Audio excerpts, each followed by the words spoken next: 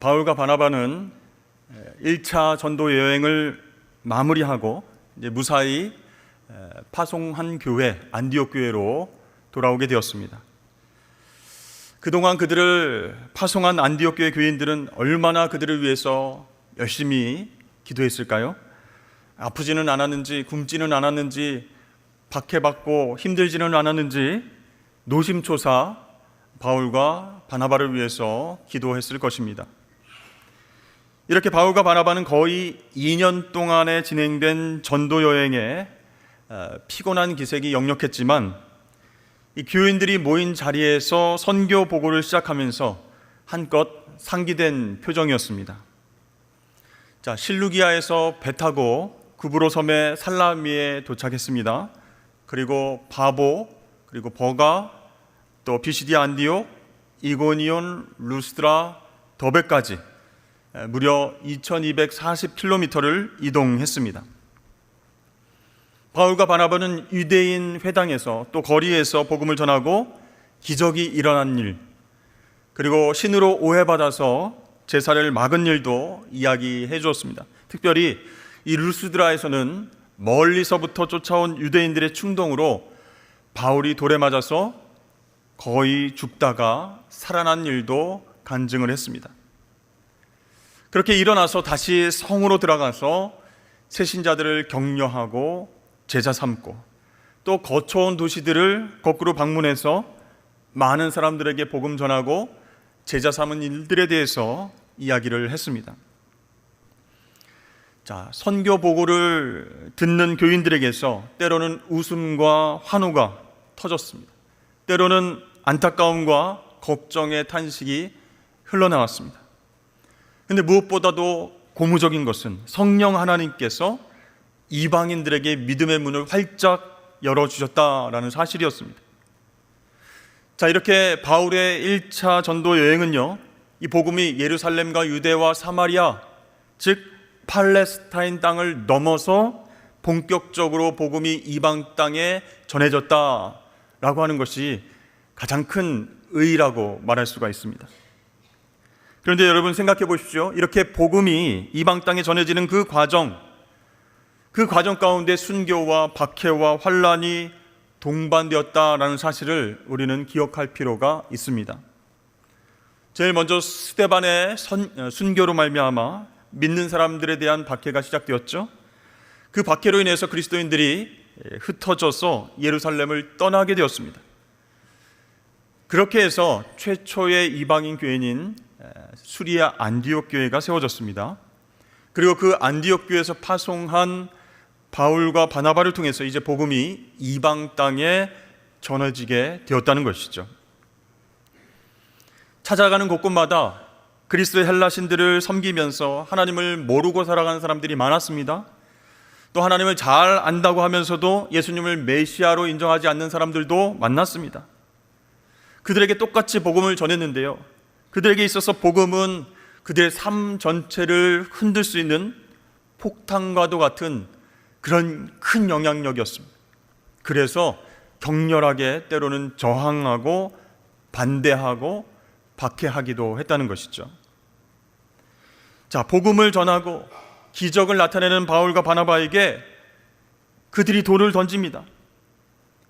그동안 신전과 제사 때문에 먹고 살았는데 너희들이 와서 그 근간을 위협하고 흔든다라고 얘기하면서 쫓아냅니다. 또 율법과 할례를 행하지 않아도 믿음으로 구원받을 수 있다라고 하는 그들의 설교를 듣고 불같이 화를 내기도 했습니다. 여러분, 이렇게 진리를 소유하고 또 진리대로 산다는 것, 진리를 전하며 산다는 것, 그만큼 희생이 필요한 것이죠. 어떤 사람들은 진리가 밥 먹여주냐 이렇게 말하는 사람도 있을 수 있습니다. 그런데 여러분, 그 진리가 한 인생에 죽고 사는 문제를 결정하기 때문에 그만큼 중요하다는 것이죠. 그것을 깨닫고 그것을 경험하고 있었던 바울과 바나바는요, 그래서 목숨을 걸고 박해와 고난을 인내하면서까지 복음을 전하게 되었던 것이죠. 같은 동족 유대인들과 또 이방인들의 영혼을 후원하기 위해서 돌을 맞으면서까지 진리를 지켜내고 진리를 전하게 되었습니다. 사랑하는 여러분, 여러분들이 갖고 있는 복음의 진리를 한번 생각해 보십시오. 그 진리는 여러분의 목숨과 바꿀 만한 가치가 있는 것입니까? 사랑하는 사람들의 영혼을 구하기 위해서 복음 전했을 때 필연적으로 따라오는 환난과 핍박을 여러분들은 인내하실 수 있겠습니까? 여러분, 중요한 것은요, 복음은 그럴 만한 가치가 있다라는 것이에요. 왜 그렇습니까? 예수 십자가 보혈로 인해서 우리가 아무것도 하나님 앞에서 한 것 없이 은혜로 영생을 얻었기 때문입니다. 여러분, 그 하나님의 사랑이 녹아있는 그 복음의 진리가 우리 인생 가운데 그 무엇보다도 소중하고 가치 있음을 다시 한번 깨닫게 되기를 주 이름으로 축복합니다. 오늘 본문 15장은 어떤 사람들이 유대 예루살렘에서 안디옥 교회로 내려와서 이방인 그리스도인들에게 너희들 모세의 율법대로 할례 받지 않으면 구원을 받지 못한다라고 가르쳤다, 이렇게 시작되고 있어요. 그래서 바울과 바나바와 그 어떤 사람들 사이에 말다툼과 변론이 일어나게 됐습니다. 여러분, 만약에 할례라고 하는 행위로 구원을 받을 수 있다면 믿음으로 구원받는 그 복음의 진리가 훼손되게 됩니다. 또 전체 교회의 통일성이 위협받게 되는 것이죠. 굉장히 위험한 상황이었습니다. 이렇게 논쟁이 심해지고 해결의 기미가 보이지 않자 안디옥 교회는 이런 결정을 내립니다. 바울과 바나바와 대표자 몇 사람을 예루살렘 교회로 보내서 이방인 그리스도인들이 꼭 할례를 받아야 되는가, 이 문제를 제기하도록 했다는 것이죠. 이렇게 역사적인 제1차 예루살렘 공의회가 처음으로 열리게 되었습니다.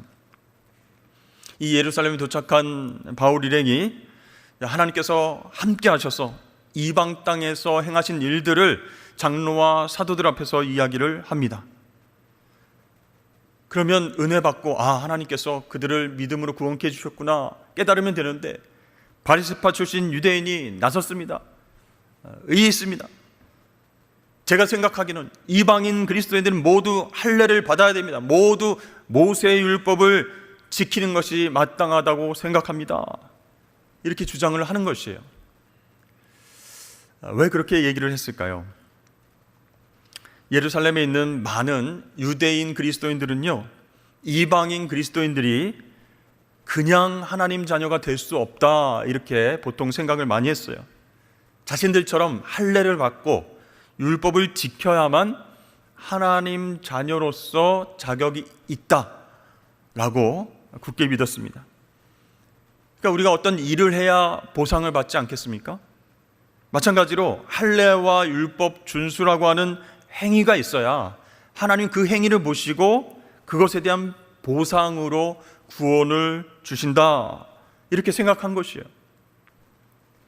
이 양측의 격렬한 토론이 계속되자 베드로 사도가 일어나서 이렇게 발언합니다. 저는 이방인 고넬료가 회심하고 성령을 받게 된 것을 보았습니다.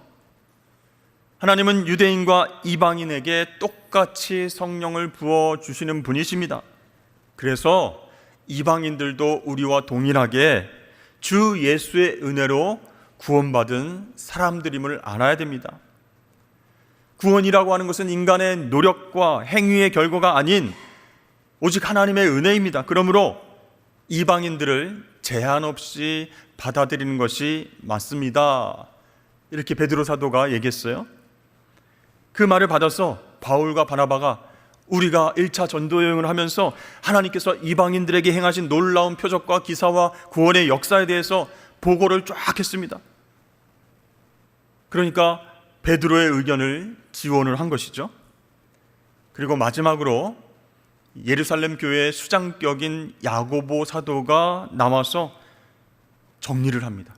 베드로가 개인적인 경험을 통해서 이방인의 구원을 이야기를 했다면 야고보 사도는요, 아모스 성경 말씀, 그 말씀을 인용하면서 이방인들의 구원은 정당하다, 하나님의 뜻이다, 이렇게 설명을 한 거예요. 그러므로 여러분, 이방인 중에서 하나님께로 돌아오는 자들을 할례와 율법 준수라는 멍에를 지으면서까지 괴롭게 하지 않았으면 좋겠습니다 하고 결론을 맺었습니다. 야고보는 계속해서 이렇게 말합니다. 다만 우상의 더러운 것과 음행과 목매어 죽인 것과 피를 멀리하라고 편지하는 것이 옳으니, 이는 예로부터 각 성에서 모세를 전한 자가 있어 안식일마다 회당에서 그 글을 읽음이라 하더라. 그러니까 여러분, 유대인 그리스도인들에게는요, 이방인 그리스도인들에게 멍에를 씌우지 마십시오, 괴롭게 하지 마십시오, 이렇게 정리를 한 다음에 이제 이방인 그리스도인들에게는 무엇을 요구하고 있습니까? 유대인 그리스도인들이 혐오하는 행동을 좀 하지 마십시오, 이런 편지를 보내기로 결정을 했다는 것이요. 여러분, 이것은 또 다른 행위를 강요한 것이 아니었습니다. 이미 믿음으로 구원받은 이방인 그리스도인들이 이 유대인 그리스도인들과 교회 안에서 서로 하나 되길 원해서 그런 권면을 한 것이죠.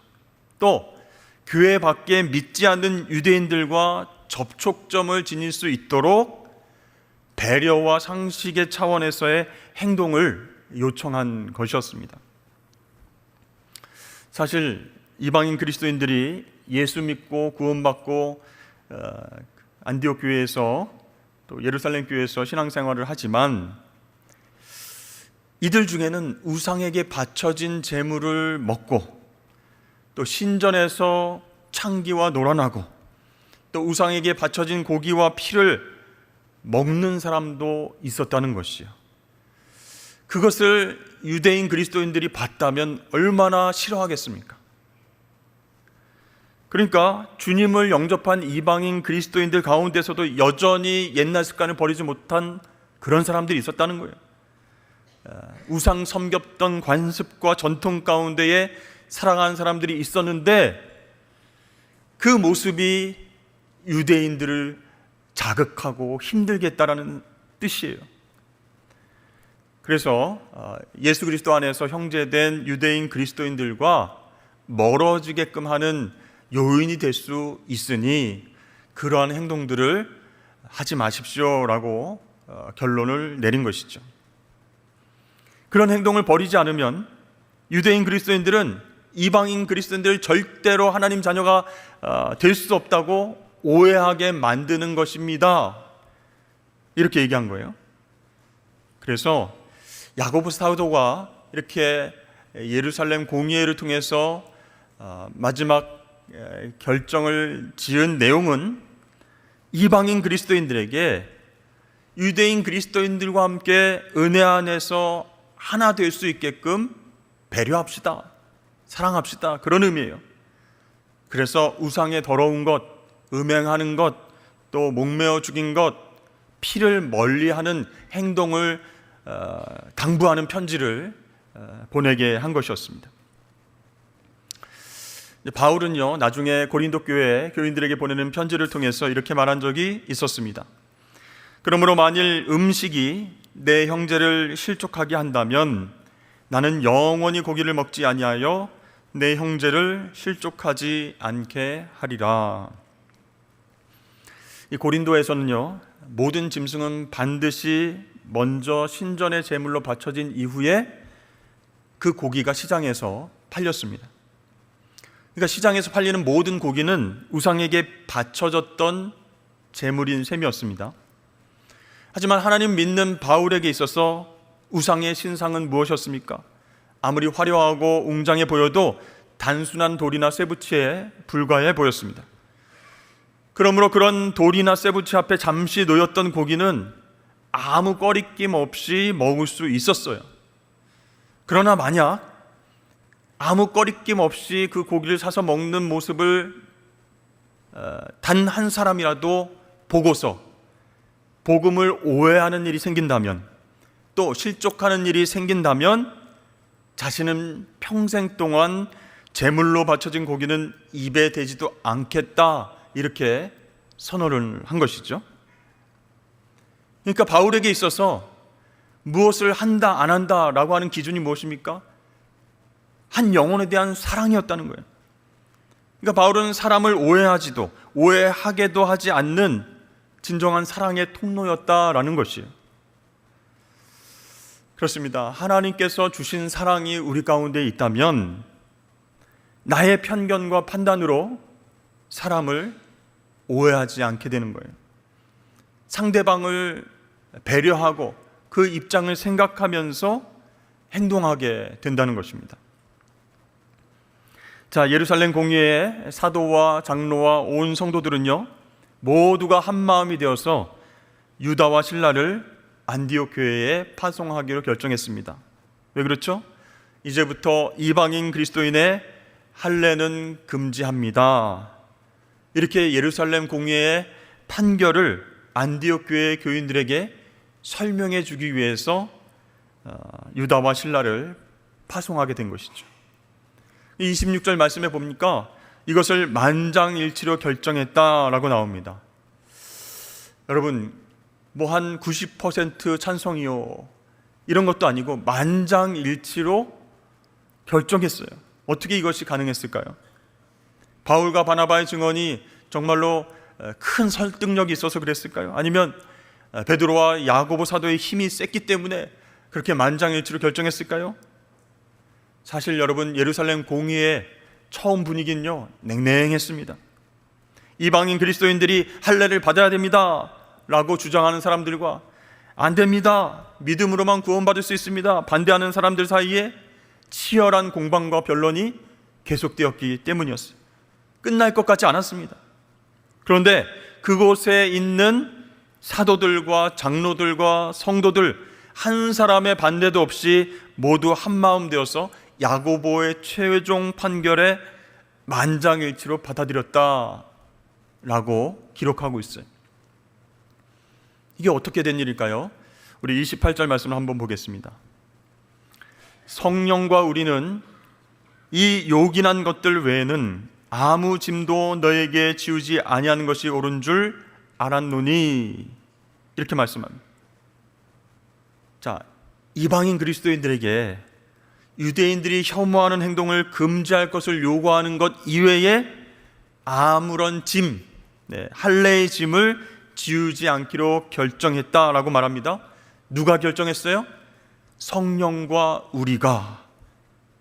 여러분, 이 말은요, 성령의 인도하심 속에서, 성령의 깨달음 속에서 이러한 결정을 내렸다, 그런 뜻이에요.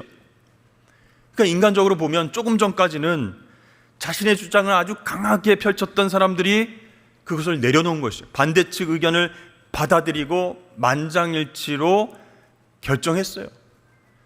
그게 사실 인간적으로는 불가능했습니다. 그러나 성령의 인도하심과 깨달음 속에 거한 사람들은 모든 문제를 하나님의 관점으로 바라보고 판단했기 때문에 그 만장일치의 결정이 가능하게 되었다라는 사실이죠.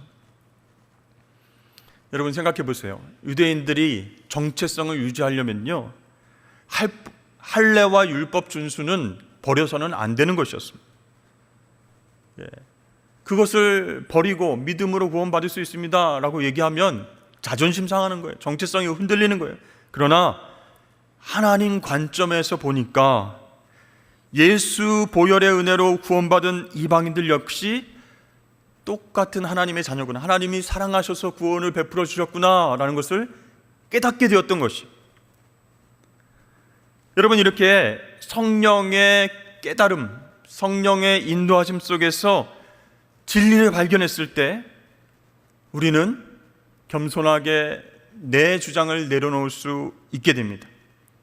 그리고 모두가 한 마음으로 하나님 기뻐하시는 방향으로 결정을 내릴 수 있게 되는 것이죠. 근데 여러분, 여기서 중요한 사실이 있습니다. 여러분들이 생각하실 때 나는 매번 성령의 역사로 하나님의 관점에 대해서 생각하고 일을 판단할 수 있어 라고 생각한다고 해서 모두가 성령의 사람이 되는 것은 아니라는 거예요. 성령의 열매 중에서 사랑이 있어야 하나님의 관점에서 생각하고 판단할 수 있게 된다라는 사실입니다. 그래서 만약에 유대인 그리스도인들에게 성령께서 부어주신 그 사랑이 없었다면 끝까지 반대를 했을 것입니다. 이방인 그리스도인들은 할례와 율법을 끝까지 지켜야 된다, 무슨 소리냐, 이렇게 주장을 굽히지 않았을 거예요.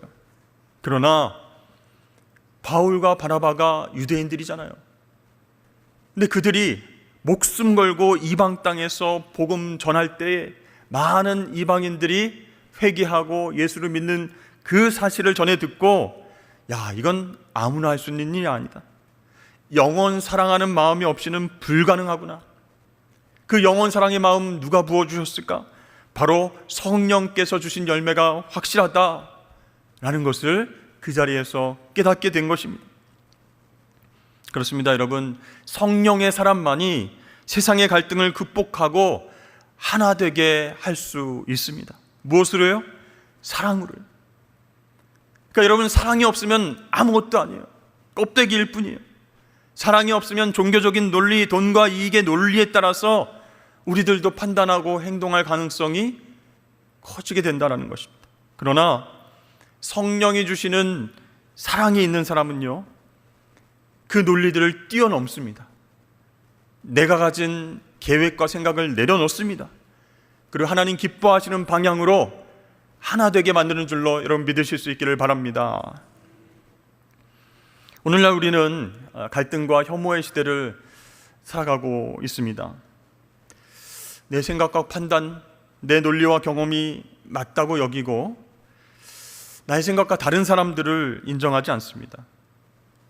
그럴 수도 있지라고 넘어가는 것이 아니고 무시하고 경멸하고 비판하기도 합니다. 그러다가 내 편, 네 편 이렇게 나누어서 단체로 싸우기도 한다는 것이죠. 정치적으로는 보수와 진보 진영으로 나뉘어져서 대립하고 갈등합니다. 대화의 여지가 없어요. 대화를 한다고 모여도 안 듣습니다. 서로를 상처내고 깎아내리기에 바쁩니다. 우리 믿는 사람들 가운데서도요, 그런 정치적인 성향이 다르다고 대화하지도 않으려고 하는 사람들이 많이 있어요. 성령 안에서 사랑의 마음으로 바라보고 그 사람의 입장을 배려하면서 말하거나 행동하지 못한다는 것이에요. 그러니까 점점 만장일치는 꿈도 꾸지 못하는 현실이 되었습니다. 여러분, 한번 나의 모습을 돌아보시면 좋겠습니다. 여러분들이 대화하거나 또 어떤 일에 대해서 주장을 할 때가 있지 않습니까? 그 안에 한 사람, 한 영혼에 대한 존중과 배려가 담겨져 있는지 돌아보았으면 좋겠습니다. 아니면 시퍼렇게 날선말로 공격해서 어떻게 하면 내가 저 사람을 쓰러뜨릴 수 있을까? 어떻게 하면 논리적으로, 이성적으로 말을 탁 막히게 할 수 있을까? 매번 이기려고 그렇게 애쓰지는 않으십니까? 그렇게 상처 주면서도 그렇게 얘기합니다. 내가 사랑하니까 그런 말을 하는 거야. 여러분, 예수님께서는 어린아이를 가리키면서 무리들에게 이런 말씀을 하신 적이 있습니다. 누구든지 나를 믿는 이 작은 자 중 하나를 실족하게 하면 차라리 연자맷돌이 그 목에 달려서 깊은 바다에 빠뜨려지는 것이 나으니라. 그러니까 어린아이는 사실 그 당시에 여성과 더불어서 인격적인 대우를 받지 못했던 존재였습니다. 그런데 그 어린아이 한 명을 실족하게 하면 차라리 연자 맷돌을 목에 메고 바다에 깊이 빠지는 것이 나을 것이다. 그 얘기는 한 영혼에 대한 중요성을 말씀하시는 거예요. 여러분, 우리에게 필요한 것이 무엇이겠습니까? 성령의 사람으로 살아가기 위해서는 성령의 열매 중에서 사랑이 있어야 됩니다. 그 영원 사랑의 마음은요, 올바른 마음으로, 올바른 생각으로 다른 사람을 오해하지 않도록 만들어 주기 때문에 중요한 것이, 저 사람도 하나님이 사랑하셔서 창조한 귀한 영혼이지, 그러니 그 사람의 입장도 그 사람의 말도 다시 한번 생각해 봐야지, 이렇게 배려하게 된다는 거예요. 여러분, 여기에 나오는 이방인 그리스도인과 유대인 그리스도인, 나는 그렇지 않다라고 생각하지만 내 입장을 고수하고 내 입장을 전달하기 위해서 비판하고 싸우는 일들이 얼마나 우리 안에 많이 있습니까? 혹시 내 욕심과 이기심으로 한 영혼이 실족하게 되는 것은 아닌지 사랑의 마음으로 조심스럽게 살펴봐야 한다는 것이에요. 나는 성령의 사람입니다, 우리 교회 안에서 몇십 년 동안 신앙생활을 한 거룩한 하나님의 자녀입니다 라고 말은 하지만 나의 말 한마디가 한 영혼을 죽이는지 살리는지 생각해 봐야 된다는 거예요. 그럴 때 우리는 한 성령 안에서 하나 되는 공동체가 될 수 있습니다. 사랑하는 성도 여러분, 그러므로 모두, 저와 여러분 모두 성령의 사람 되시기를 주의 이름으로 축복합니다. 성령의 사람은요, 사랑의 열매를 가진 사람이에요. 그 사랑으로 말하고 행동하고 판단하시기를 주의 이름으로 부탁합니다. 여러분, 오늘 우리에게 주시는 이 말씀이 왜 중요합니까? 오직 성령의 사람만이 세상의 갈등을 극복하고 하나됨을 이뤄갈 수 있다라고 메시지를 주시기 때문에 오늘 말씀이 중요한 거예요. 그럼 마지막으로 오늘 에베소서 4장 2절과 3절 말씀을 함께 읽어보도록 하겠습니다. 시작. 모든 겸손과 온유로 하고 오래 참음으로 사랑 가운데서 서로 용납하고 평안에 매는 줄로 성령이 하나 되게 하신 것을 힘써 지키라. 아멘.